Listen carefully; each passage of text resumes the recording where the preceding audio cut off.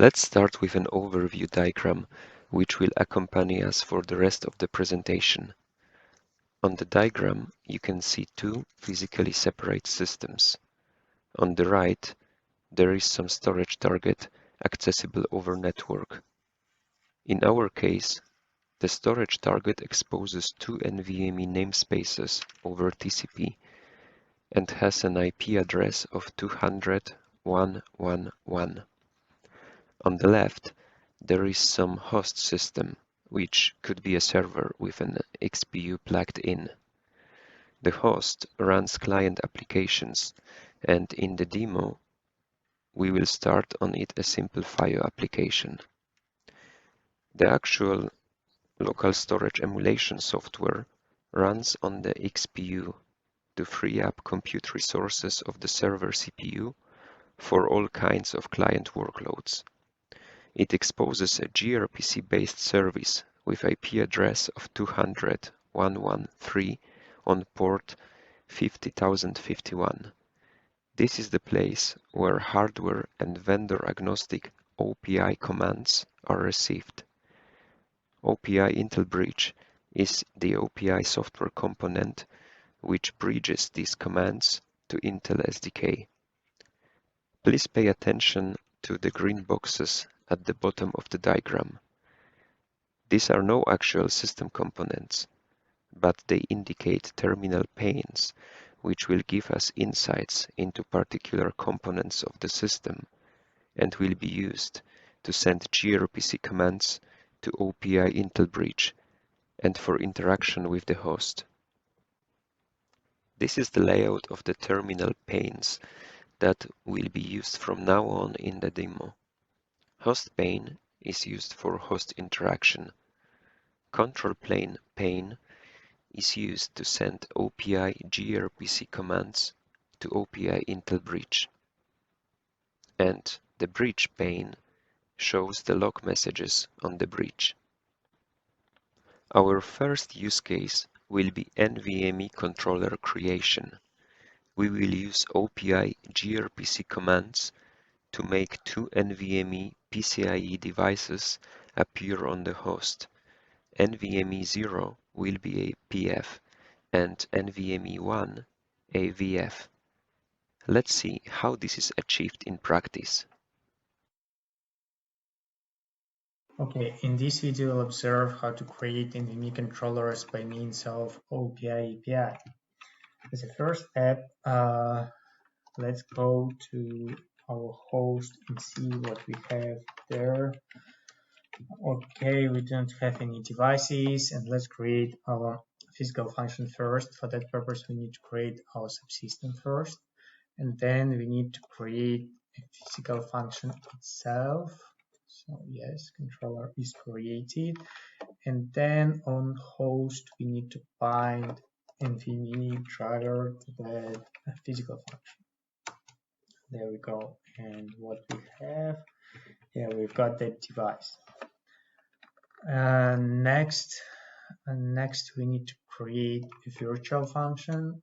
First of all, we need to create a dedicated subsystem, and then we need to create a virtual function itself.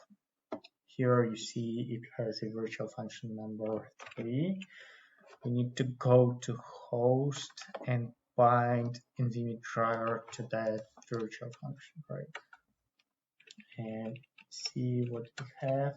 We have two NVMe controllers, physical function and virtual function. The controllers we just created are not baked by any actual storage target yet. In this video, we will show how you can create a remote NVMe over TCP storage controller with multipath capabilities and connect it to our remote storage target using two different paths, one over port 4420 and the other one over port 4421.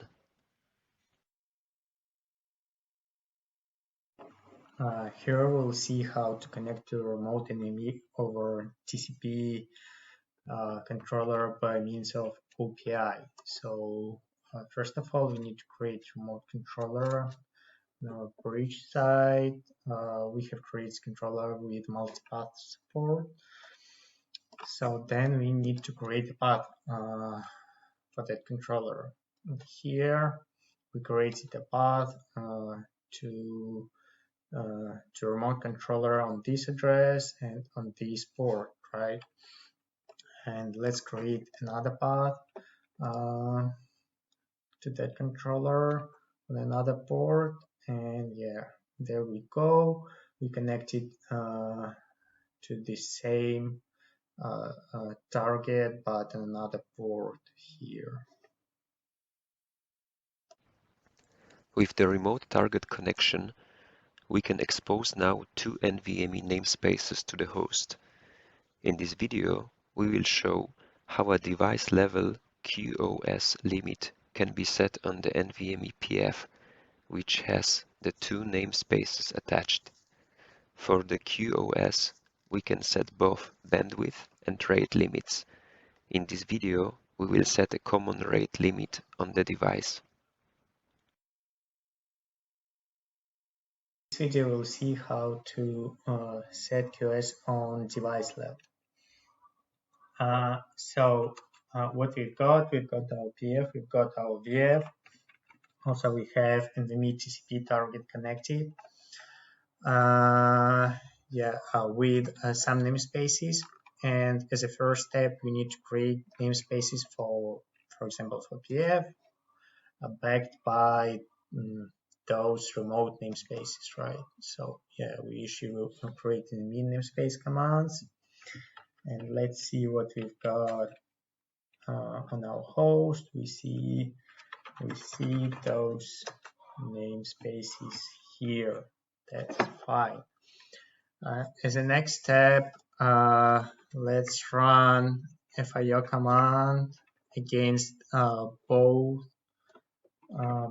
namespaces. Here against N1 and N2, we are running read commands, right? Those are not performance numbers; they're just for reference, and we see like 85 kiloyops on both namespaces, right? So to set QoS on device level, we need to send an OPI command. We need to update our NVMe controller to set like here max limit to on reads for 5 kiloyops, right? And there we go. And then we need to run our FIO command again on both namespaces N1 and N2, and we see like 5 kiloyops. That's fine. And let's see how to reset those limits to none. So we issue a new update NVMe controller command with no limits, right? And we run our FIO command again, and we see the numbers back like 80k, right? And let's remove our namespaces. We issue commands to delete the first namespace and the second namespace, and see what we've got. We've got like our PF and VF without any namespaces. In this use case, a rate limit will be set on a single namespace to showcase that a volume-level QoS setting is possible with OPI API as well. In this video, we'll see how QoS on volume level works. So we've got our PF, we've got our VF, we also have our NVMe over TCP target connected. So let's issue our OPI command to create QoS volume.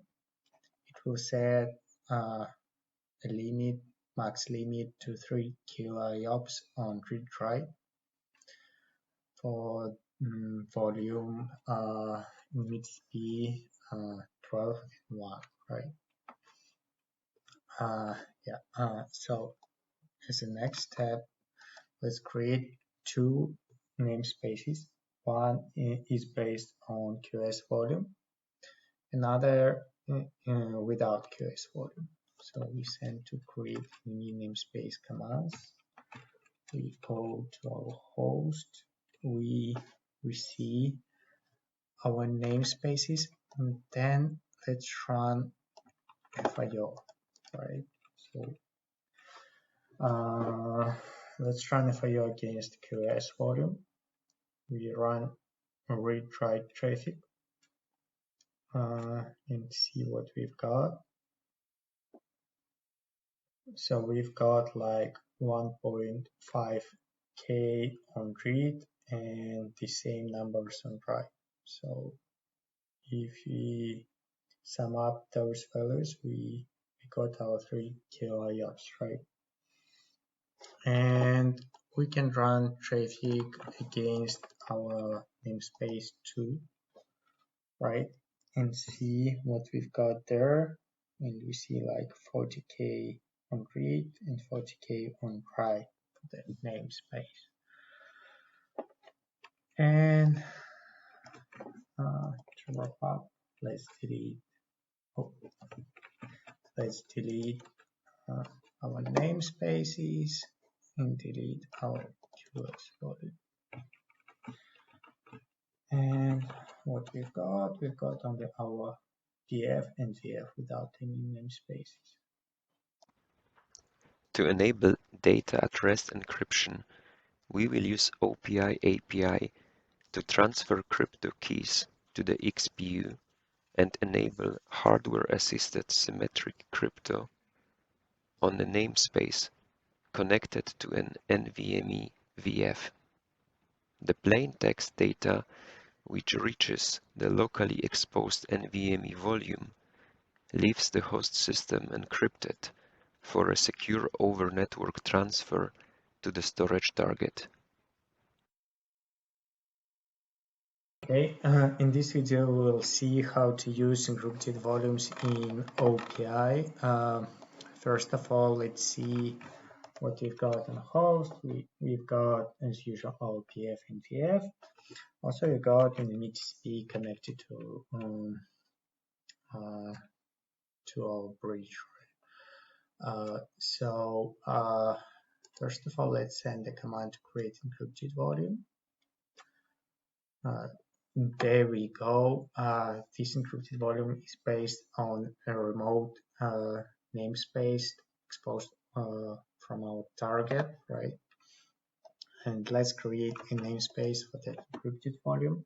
But this time, let's create a namespace for our virtual function. There we go. What we've got on host. Yes, we've got the namespace to our virtual function, right? As a next step, let's write all zeros to our encrypted volume and see what we've got. We've got like all F's, right? Nice. Then let's delete our namespace. We should command to delete our namespace. We delete our encryption volume then. And as the next step, let's create a namespace without encryption, right? And see what we've got on our volume, right? So let's see what we've got. And as you can see, we've got kind of garbage here, right? Next step, we delete that namespace. And again, let's create our encrypted volume, right? Encrypted volume, and namespace and see what we've got.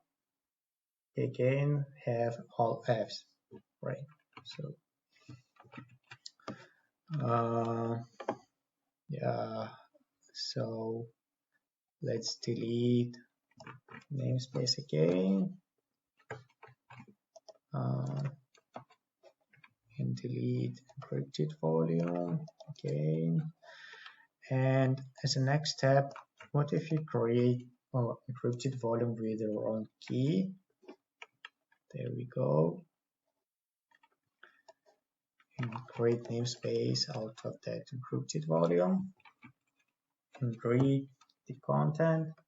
Again, we've got kind of garbage here, right? Meaningless value. And as a final step, let's clean up and delete our namespace and encrypted volume.